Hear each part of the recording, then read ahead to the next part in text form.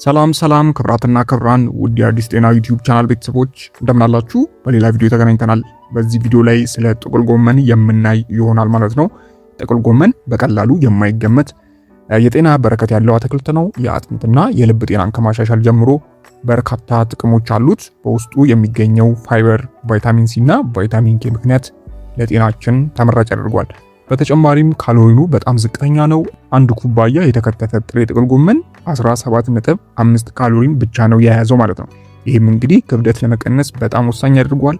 ጥቅል ጎመን መነሻው ከአውሮፓ ሲሆን በጥሬውም ሆነ አብስለን መመገብ የምንችለው አትክልት ነው ማለት ነው። ሁሉንም ወይም ደግሞ ሙሉ ጥቅሞቹን ለማግኘት አብስሎ ከመመገብ ይልቅ በጥሬው ሰላጣ ሰርቶ መመገብ ወይም ደግሞ ለትንሽ ጊዜ በዘይት ጠብሶ መጠቀም ይመከራል። ለረጅም ጊዜ ሲበስል አንዳንድ ንጥረ ነገሮችን ሊያጣ ስለሚችል ነው ማለት ነው።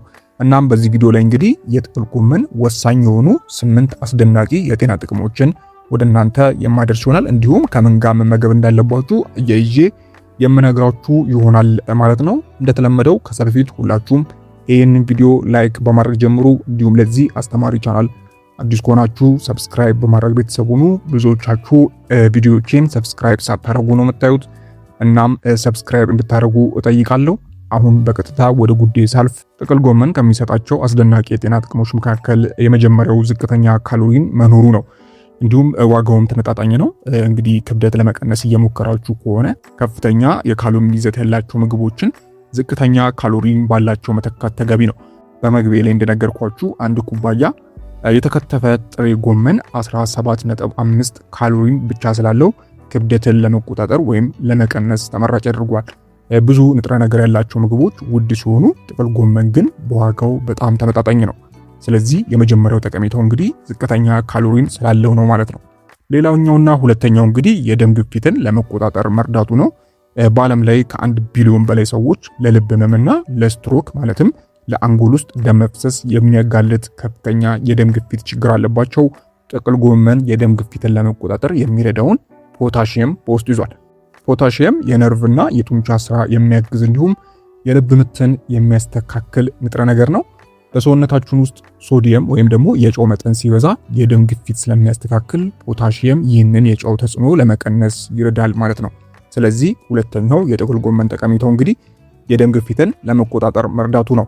ወደ ቀጣዩ ስናልፍ እንግዲህ ቀጣዩ ሶስተኛው ነው። ሶስተኛው የካንሰር ሴሎች እድገትን መከላከሉ ነው። እንደ ጥቅል ጎመን ያሉ አትክልቶች ግሉኮሲኖሎጂስ የተባሉ ንጥረ ነገሮችን ይዛሉ። እነዚህ ሰልፈር ያላቸው ኬሚካሎች ለጥቅል ጎመን መራራጣን ተጠያቂ ወይም መንስኤዎች ናቸው። ጥናቶች እንደሚያሳዩት ሰውነታችን እነዚህ ንጥረ ነገሮችን ወደ ካንሰር ተከላካይነት ባህሪ ወዳላቸው ውህዶች ይለውጧቸዋል። ይህ ማለት ግን ጥቅል ጎመን መመገብ ካንሰርን ሙሉ በሙሉ ይከላከላል ማለት አይደለም። ተጨማሪ ምርምር ቢያስፈልግም ጥቅል ጎመንን በአመጋገብ ውስጥ ማካተት ጤናማ ምርጫ ነው ማለት ነው። ወደ ቀጣዩ ስናልፍ እንግዲህ አራተኛው ወሳኙ ጉዳይ ጥቅል ጎመን የአጥንት ጤናን ሊያሻሽል ይችላል። ጥቅል ጎመን ለአጥንት ጤና እና ለደም መርጋት ወሳኝ የሆነውን ቫይታሚን ኬ በውስጡ ይዟል። አንድ ኩባያ ጥሬ ጥቅል ጎመን 53 ማይክሮግራም ቫይታሚን ኬ ሲይዝ ወንዶች በቀን 120 እንዲሁም ሴቶች 90 ማይክሮግራም ያስፈልጋቸዋል ማለት ነው። የቫይታሚን ኬ እጥረት የአጥንት መሳሳትና ለደም መፍሰስ ችግር ሊያጋልጥ ይችላል። ስለዚህ በአመጋገባችሁ ላይ ምንጊዜም ጥቅል ጎመንን ማካተት ይኖርባችኋል ማለት ነው። ቀጣይ እንግዲህ አምስተኛው ከልብ ህመም መከላከሉ ነው። ጥቅል ጎመን ለልብ ህመም ጤና ጠቃሚ መሆኑ ላታስቡ ትችላላችሁ። ነገር ግን በአመጋገባችሁ ውስጥ ብትጨምሩት ይመረጣል። በውስጡ ያሉ ንጥረ ነገሮች በሰውነት ውስጥ እብጠትን በመቀነስ ለልብ ህመም ያለውን ተጋላጭነት እንደሚቀንሱ ጥናቶች ያሳያሉ። አንድ ጥናት እንዳመለከተው ከሆነ እንግዲህ ብዙ ጥቅል ጎመን የሚመገቡ ሴቶች ለልብ ህመም ተጋላጭነታቸው ሊያመለክት ከሚችል የደም ቧንቧ መጥበብ በ46% ያነሰ ተጋላጭ ነበሩ ማለት ነው። ይህ እንግዲህ ቀላል ቁጥር አይደለም ማለት ነው። ቀጣዩ እንግዲህ ስድስተኛው ነው። ስድስተኛው ጥቅል ጎመን ኢንፍላሜሽን ወይም ደግሞ እብጠትን ይቀንሳል። የረጅም ጊዜ ኢንፍላሜሽን በሰውነታችን ውስጥ ያሉ ሴሎችን ሊጎዳና እንደ አርትራይቲስ ወይም ማለት የቁርጥማት በሽታ ማለት ነው፣ እንዲሁም ካንሰርን፣ የስኳር በሽታና የልብ ህመም ላሉ በሽታዎች ተጋላጭነታቸው ይጨምራል። ጥናቶች እንደሚያሳዩት እንደ ጥቅል ጎመን ያሉ አትክልቶች መመገብ በሰውነት ውስጥ ያሉ የእብጠት ወይም የኢንፍላሜሽን ምልክቶችን ይቀንሳል። ስለዚህ ሌላኛው ጠቀሜታው እንግዲህ እብጠትን መቀነሱ የጥቅል ጎመን ሌላኛው የጤና ጥቅም ነው ማለት ነው። 7ኛው በቫይታሚን ሲ የበለጸገ መሆኑ ነው። ሰውነታችን በቫይታሚን ሲ በራሱ ስለማያምርት ከምግብ ማግኘት አስፈላጊ ነው። ጥቅል ጎመን ደግሞ ጥሩ የቫይታሚን ሲ ምንጭ ነው። ቫይታሚን ሲ ሰውነታችን ከአትክልት የምናገኘው አይረን እንዲመጥ፣ ቁስል እንዲድን እና የሰውነት በሽታ የመከላከል አቅም እንዲደግፍ ይረዳል ማለት ነው። በዚህም ጥቅል ጎመን ደግሞ በቀላሉ ቫይታሚን ሲ እንድታገኙ የሚረዳ ይሆናል ማለት ነው። 8ኛውና የመጨረሻው እንግዲህ የጥቅል ጎመን ጠቀሜታ ለምግብ መፈጨት ስርዓት ጠቃሚ መሆኑ ነው። ጥቅል ጎመን በፋይበር የበለጸገ በመሆኑ ለምግብ መፈጨት ስርዓት በጣም ጠቃሚ ነው። ፋይበር ለረጅም ሰዓት የጥጋብ ስሜት እንዲሰማችሁ ያደርጋል። የሆድ ድርቀትን ያስታግሳል። በደም ውስጥ ያለን የስኳር መጠን ይቆጣጠራል። እንዲሁም አጠቃላይ የኮሌስትሮል መጠን ለመቀነስ የሚረዳ ይሆናል ማለት ነው።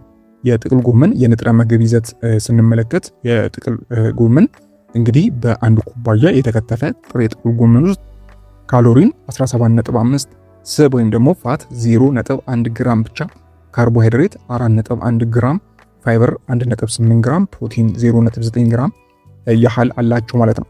ስለዚህ ጥቅል ጎመን በአጠቃላይ ደህንነቱ የተጠበቀ ቢሆንም አንዳንድ ሰዎች ጥንቃቄ ማድረግ ይኖርባቸዋል። ከነዚህ ውስጥም ለምሳሌ የደም መርጋት የሚከላከሉ መድኃኒቶችን ለምሳሌ እንደ ዋርፋሪን ያሉ የምትወስዱ ከሆነ ከጥቅል ጎመን ውስጥ ያለውን ቫይታሚን ኬ ከመድኃኒቱ ጋር መስተጋባሩ ወይም ደግሞ ግጭት ሊፈጥር ስለሚችል ሐኪማችሁንም ማማከር ይኖርባችኋል ማለት ነው። ሌላው የምግብ መፈጨት ችግር ያለባችሁ ሰዎች ነው። ለመጀመሪያ ጊዜ ስትመገቡ በውስጡ ባለው ከፍተኛ ፋይበር ምክንያት የሆድ መነፋትና ጋዝ ሊያስከትል ይችላል። ስለዚህ ቀስ በቀስ በምግብ ገበታችሁ ውስጥ ማካተት ይመከራል ማለት ነው። ሌላው የአለርጂ ችግር ያለባችሁ ሰዎች ናቸው። አልፎ አልፎ ለአንዳንዶች የአለርጂ ምላሽ ሊያስከትል ስለሚችል ጥንቃቄ ማድረግ አስፈላጊ ነው ማለት ነው። ከዚህ ባለፈ ግን ጥቅል ጎመን ለጤና በጣም ጠቃሚ የሆነ አትክልት ነው። እንደነገርኳችሁ 8ቱን ማለትም ዋጋው ተመጣጣኝና ዝቅተኛ ካሎሪን መኖሩ፣ የደም ግፊት ለመቆጣጠር መርዳቱ፣ የካንሰር ሴሎች እድገትን ሊከላከል መቻሉ፣ እንዲሁም ለአጥንት ጤና፣ ለልብ ህመም፣ ኢንፍላሜሽንን መቀነሱ በቫይታሚን ሲ የበለጸገ መሆኑና ለምግብ መፈጨት ስርዓት ጠቃሚ መሆኑ ጥቅል ጎመን ታምራዊ የሚያስብለው አትክልት ነው ማለት ነው። ስለዚህ በየቀኑ አመጋገባችሁ ላይ ጥቅል ጎመንን ማካተት ይኖርባችኋል ማለት ነው። እንግዲህ ውድ ቤተሰቦች ለዛሬ የነበረኝ አጠር ያለ መረጃ ይህንን ይመስላል። ቀጣይ እንግዲህ ከዚህ ጋር በተያያዘና በሌሎች ቪዲዮዎች የመመለስ ይሆናል። ከዚህ ጋር ተያይዞ ማንኛውም ሐሳብ፣ አስተያየት፣ ጥያቄ ካላችሁ በታች በኮሜንት ማስፈሪያው ላይ ማስቀመጥ የምትችሉ ይሆናል ማለት ነው። ይህ ቪዲዮ ጠቃሚ ስለሆነ ቪዲዮን ላይክ እና ሼር በማድረግ ሌሎችንም አስተምሩ እላለሁ። እንዲሁም ሰብስክራይብ ማድረግ እንዳይረሳ። በቀጣይ በሌሎች ቪዲዮዎች የምንገናኝ ሆነ። እስከዛው በያላችሁበት ፈጣሪ ሰላም ያብዛላችሁ። ደህና ሁኑ። ቻው።